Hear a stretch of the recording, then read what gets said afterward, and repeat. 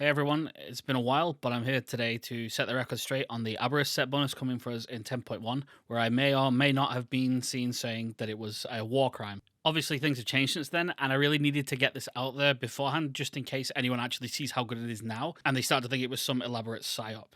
So, why was the reaction so extreme? Well, let's start with where the bonus began. So, the first version that we originally saw where that came from was this, which is that the two piece was a 12% mastery bonus for 15 seconds after you cast Sundering.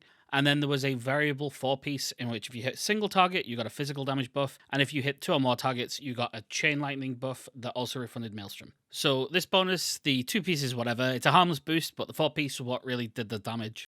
Variables based on target counts with inverse buffs that only worked with parts of the kit in specific situations really didn't feel like it was it, which was why the original reaction was so poor, and you can find all of the reasons behind why I and many others weren't really sold on it on the Wowhead article that we did just after the release, and I'll link that below in the description, but I won't really go into specifically why that bonus sucked as much here, because that's gone now. It was, however, reworked really quickly on the PTR cycle and had a pretty significant overhaul, turning it into what we're playing with now and what we're looking at going forward.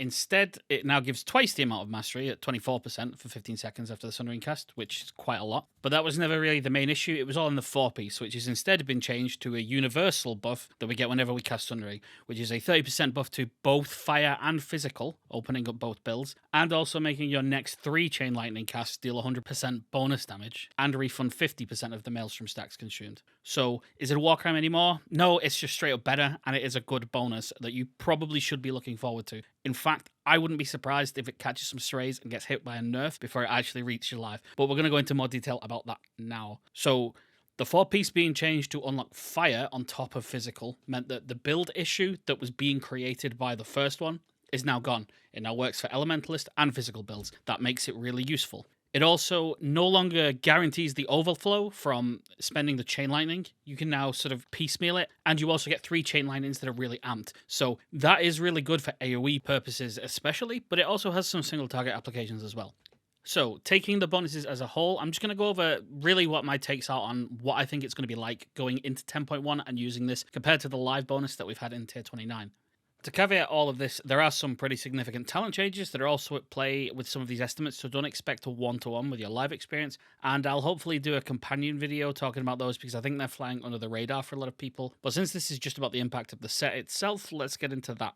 So, first off, it's extremely gameplay heavy. It's possible to outplay with it, and it's possible to misplay with it. It's not a passive bonus that just happens, and you will have to adjust. So, some will love that, and others probably might not, so your mileage may vary.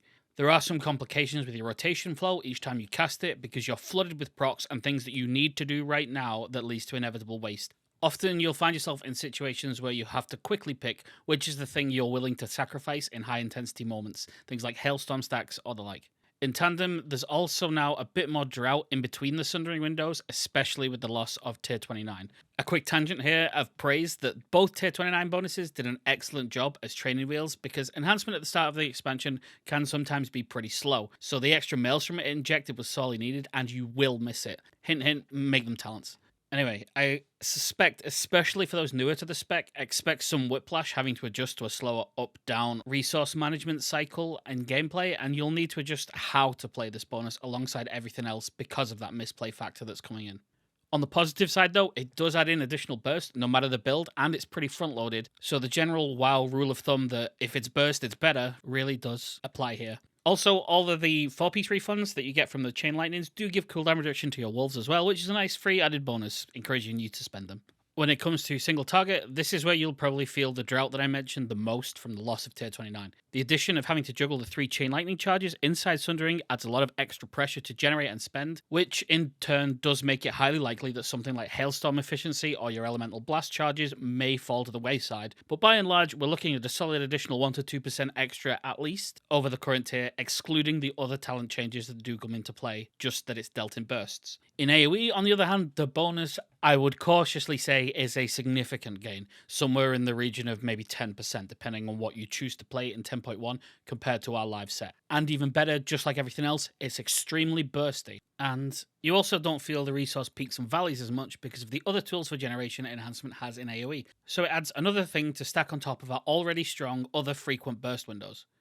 The simple thing is, though, that The old bonus was always active, so while you didn't feel its effect directly in gameplay, you definitely feel them when they go away all at once. Your haste is going to be low, and your generation is going to be noticeably slower and more random. In exchange, though, you do get something that you also very much feel when it happens, but you really miss it when it's not there with the Sundering window, so it might take some getting used to.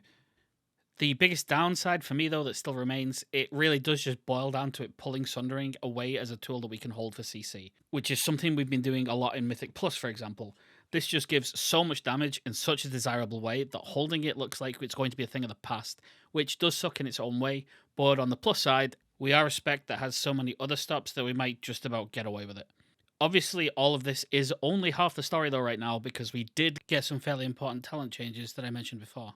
Ideally, I'll be able to go over them before the patch actually launches, because like I said, they really are more impactful than I think some people are giving it credit for, and give a reason to be excited to play Enhancement in 10.1, but for now, I'll just leave it there.